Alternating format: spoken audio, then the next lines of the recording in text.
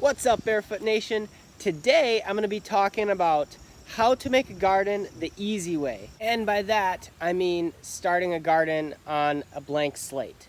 Let's go! Slate. Now, admittedly, this backyard is not a blank slate. I have started to plant stuff, and then of course, the focal point of inside is this needle palm. And that's exactly something that you should consider is what do you want to look at outside your windows? So of course the needle palm is kind of softening the look of the patio and providing some evergreen interest. As you can see, based on the trees, we are still in early spring. Things are starting to leaf out. Some of the early leafers like elderberries and crab apples and those sorts of plants. But planning what you want to see. Do you want to have a water feature? Of course I will in the future when I can afford it. Do you want to have a food forest? Do you want to have an English flower garden? What kind of sun do you have? You know, that's a huge consideration. This backyard faces due south, and you know, basically all of the trees that are here you can see, except that tulip tree, is you know, a pretty small thing. So the only thing giving shade in this backyard are man-made structures such as other houses that are nearby, sheds, and fences. So those are the main things that are going to give shade. Now it's important to note too that you see a lot of lawn here. I am all about reducing the amount of waste that we have when we make new gardens. You know, a really easy way to do that is to sheet mulch over grass. Now, what sheet mulching is basically what you do is you're gonna take some compost and you're gonna put it on top of the grass. Then you're gonna use a biodegradable material like cardboard and put that on top of the compost. And then you're gonna put your mulch on top of the cardboard. And then any plants that you want to put in, all you have to do is cut holes in the cardboard, and then that would be the only grass that you're really removing. Now the ideal case is you would sheet mulch and then wait until the cardboard has decayed and the grass is dead. But a lot of us aren't that patient. Well, a lot has happened since the last clip, but as you can see, I've gotten a couple yards of compost and I've put it on top of the grass. And I also have some slate with a nice winding kind of Japanese style path, which is going to have tropical looking flowers, hardy tropical. Of course, my favorite rare Japanese maple in a container with lots of weeds at the base. And then, so the design is kind of being winged. I'm kind of winging it. Got some palms in the ground, but yeah, it's a total mess. And it's kind of important to note that if you guys are trying to make gardens, if you're trying to make gardens with minimal use of pesticides, then it's important that y'all see this phase because it's a real thing. It looks horrendous, but you know, if I just cleaned it up and got a load of wood chips to go on top of that compost and planted in that, local arborists, none of them really have any wood chips available, so that's another kind of real thing that you come across. And then over here, this side looks a little bit better. All these petunias, all these super petunias actually got planted where there was a tuft of grass and within kind of a couple inches or so. You know, obviously they're relatively spaced, but you know, later in the summer, that's gonna be a gorgeous carpet of just, you know, raging hot colors of purples and pinks and yellow and orange. And then that's actually a hardy eucalyptus tree. Doesn't look like a lot has changed from the last clip. However, I don't have really any exposed cardboard anymore, except for the package that my lawnmower came in, because I'm not sure if I want that to be in the ground just because it doesn't seem like it's decaying and just might cause problems. I don't know what the dye is made out of. And you can also see grass tufts are still a pretty major headache. Underneath all that mulch, which doesn't have anything else besides this big old palm planted in it, is cardboard. And I actually waited a really long time to get the mulch down just because of my schedule. And you can see here that since the last clip, these supertunias have grown noticeably, like they're all flowering beautifully. And I've also gotten a little bit of mulch down. So on top of the compost, there's no cardboard under this area because in this area was super low and wet. And so all I had to do to smother out most of the grass in this case was just lay down a layer of compost and kind of mash that into the ground. Yeah, of course, as you can see, I've got a whole bunch of tropical and hardy tropical plants. And I haven't gotten a chance to get everything planted yet. You can see I've still got some hinoki cypress and inkberry and that sort of stuff to get planted. And these elderberry cuttings that I planted early in April, some of them are doing okay, and I've had to pull out others, but the elderberries, I guess the lesson in taking cuttings from plants is don't be greedy, don't take the cuttings too big. You know, you can see kind of the level that a lot of them are taking really well is about that 2-foot mark, and most spots above that are just kind of struggling. And yeah, you can see that there wasn't any mulch down here. This is black mulch, not because I like black mulch, because it doesn't seem to help the soil in the same way that brown mulch does, but because I had some extra mulch from a job. And so damn it, I was going to use that for my garden to smother out that stuff, all that turf grass.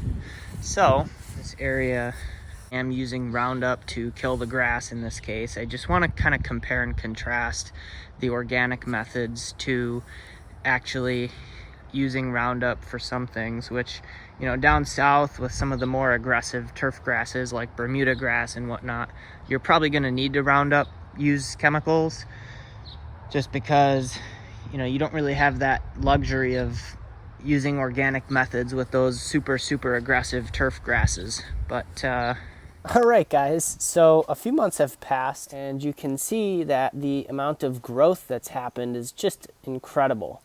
I mean, if you go back to the first part of the video, again, this was lawn in May, and it is weedy, but I'll get to that in a minute, but it's just absolutely insane, just amazing. If you do the right things for the soil, how much growth you can get in a short period of time.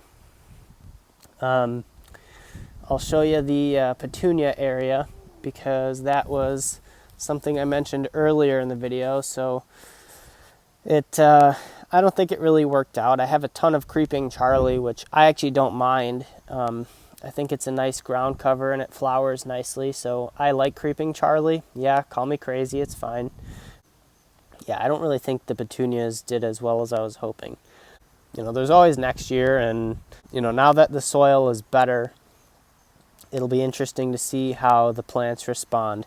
You can see that the hardy eucalyptus has put on some nice growth. It even has those bottom shoots have developed more, which is really cool. But yeah, the sable minor that you saw in the beginning of the video, that's kind of, it's got some other companion plants, let's just say. This is a persicaria, this white drooping flower here, which is very common in Ireland, I understand. So I'm giving it a shot, and if it doesn't work out, then I'll yank it. If it does, then cool. So this area, if you looked at the ground a week ago before I put this layer of mulch down, it would have been totally green with different types of weeds. And I didn't remove those weeds. In the case of what I'm about to show you, this weed here is, that's a clover. This weed here is called bindweed, hated by many, and it, to be honest, is starting to get on my nerves too. But bindweed if you look up organic ways to get rid of it, is through compost and mulch, and basically putting organic matter down on top of the soil. So knowing that my soil was heavy compacted clay, I did not remove the bindweed, and the clover here is also a nitrogen fixer, so that's going to be putting down natural fertilizer for the soil as well. So I'm kind of letting the weeds go nuts a little bit, which obviously I'll keep you guys posted if that drives me nuts, and I'll be like, it was the worst thing ever. I'll keep you guys posted on how the weedy, cold hardy, weedy jungle is going to continue to grow. Yeah, the Orinoco banana has just put out an insane amount of growth. As much growth as you'd expect from a banana plant that's happy. I was watering it very regularly early in the season up until about probably late July. But now it's pretty well established, and I don't have to water it quite as much. And this new leaf has grown like today. It's just insane how fast they grow. I love it. Some of these plants here have to, waiting to let the canopy grow up so that I can find a home for them later and not overplant the garden. That's a huge point, not to overplant your garden when it's young. It's super easy to just fill in every single space that you have and not let plants fill out to their mature width. Overplanting is one of my pet peeves. If you don't know, you don't know, but that's definitely something to keep an eye out for, is not shoving in too much into one area. So basically what I'm doing here is utilizing some nice rampant annual plants like these potato vines here. You can see just how amazing they are. That's one plant. That's a Marguerite sweet potato vine. It's about 1 foot tall, and I think the rabbits are actually going underneath it and eating the weeds and leaving only the tallest or thickest, but super cool. I love that plant. These cannas have also grown an immense amount too. These elderberries are starting to go a little bit into fall color, but this is about the level that some of them I ended up cutting back really far. If you look at that cut right there, that's about 1.5 foot tall. So yeah, definitely taking big cuttings is not always the best method. This is going to be a food forest of some kind or another someday. I just don't know what I'm doing with that stuff yet. So this is the focal point bed, that needle palm that I showed you at the very beginning of the video. The beautiful flowering vinca, got a semi-hardy, potentially, lantana, caladiums, and all sorts of other interesting plants that are planted in there. Basically, the needle palm is the main perennial. There are 2 of the Blatilla ochracea hardy orchids, but I'm not sure how well they're going to do, so I'm really banking on the needle palm and then having a bunch of annuals planted around it. But yeah, anyway, as far as the main view outside, this is what I get to look at every day. Yeah, I absolutely love it. Even in its young stage, it's just beautiful. Every single window has a beautiful view, has some foliage that sways in the wind, whether it's the Orinoco banana. Just another quick note here on volunteer plants.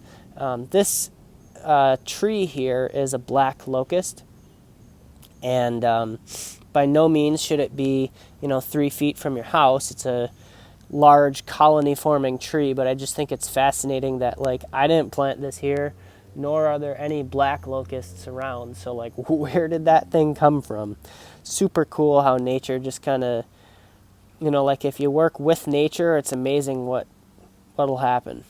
It's definitely worth mentioning too, guys, that you might not have to go through the whole super weedy kind of wild phase if you decide to sheet mulch, because there are plants such as sweet potato vine, like I showed you earlier, which will shade the soil and kind of do what's necessary to kind of protect the soil, so long as you have put down a lot of organic matter.